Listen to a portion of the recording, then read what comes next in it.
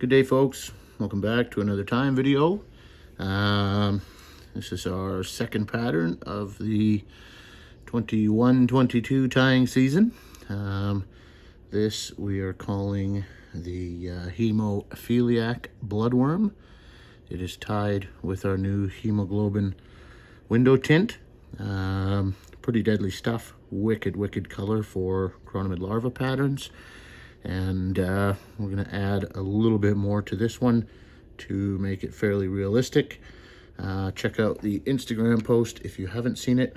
It is definitely a hatch matcher. So I'm starting with a Daiichi 1760 and some white tying thread. You might say, why aren't you using red? I feel like with this window tint, having the white underneath just allows the red in the tint to kind of do its thing. And the outcome has been deadly. So, yeah, feel free to use red if you want, but I would recommend this white. So now I'm just grabbing some extra small red wire. I'm going to tie that in the length of the shank down to about where my barb is, and then I'll tuck that off to the side. Now I've got some smoke buzzer wrap, and this is not fluorescent smoke. I am not a big fan of the fluorescent smoke color.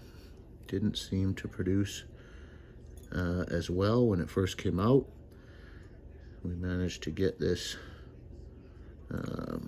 regular smoke, and it has been deadly on chironomid patterns, and it gives this larva just a wee bit of a sheen, and they can have kind of a tint to them sometimes, especially the deep blood ones, as you'll see in that Instagram post I made.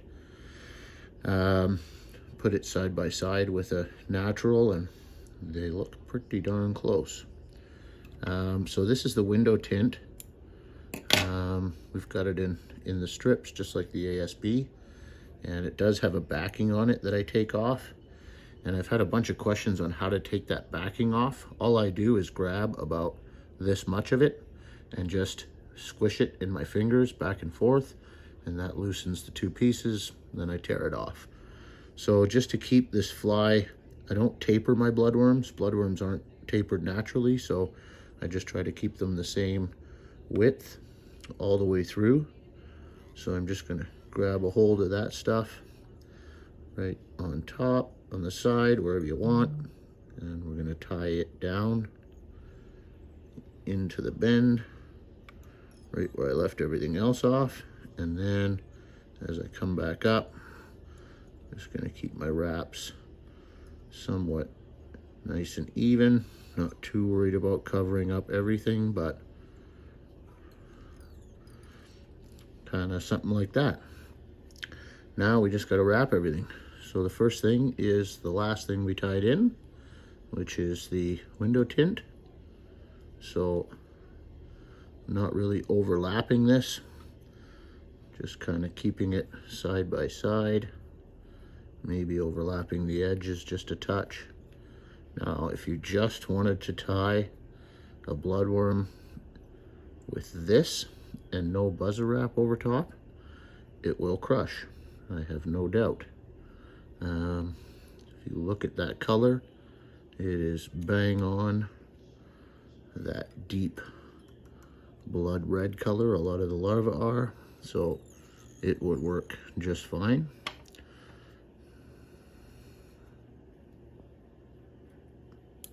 So I get that, and I just nick the edge when I'm tying off these tight spots and just pull, and it gives me a super clean. You can see there's nothing left there for tie off, and I want to keep my wraps to a minimum up top here because I've got multiple things I've got to tie off. All right, now I'm going to grab my buzzer wrap, and I don't want to overlap this at all. because all I want it to do is kind of darken this and give it kind of that sheen that the naturals have. You can kind of pick and choose with this buzzer wrap. Not all of it dyes exactly the same. So there's darker strands and lighter strands in this smoke. So if you take one of the lighter strands or the kind of blotchy strands, it's hard to see probably here, but where it gets dark and then light, that is ideal for this pattern. So, all right, now I'm just gonna grab my wire and just segment my body. So nothing fancy here, just even wraps right up until you get to your hook eye. If you're gonna put a bead on this fly, I would recommend a black. So I just got a couple wraps securing my wire here, so I'm just gonna pull down on my bobbin, give a little tension to that thread, and then it makes pinching that wire out a little bit easier. Here you can use either red or black Sharpie. Bloodworms will typically have a little bit of darkness to the one end of them, so a black bead doesn't hurt. I like larva patterns without a bead, and so this one I haven't used one on, but I'm just gonna whip finish with that black Sharpie, kind of like so. Check that side, make sure I've got everything covered.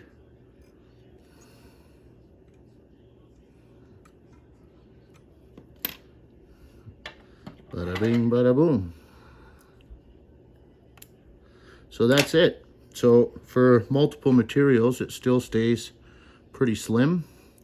So that's always important. And then it wouldn't be finished without some of the good stuff here. So I'm just gonna come in and just coat this with the glue, and that will be mighty durable after that coating. So that's it.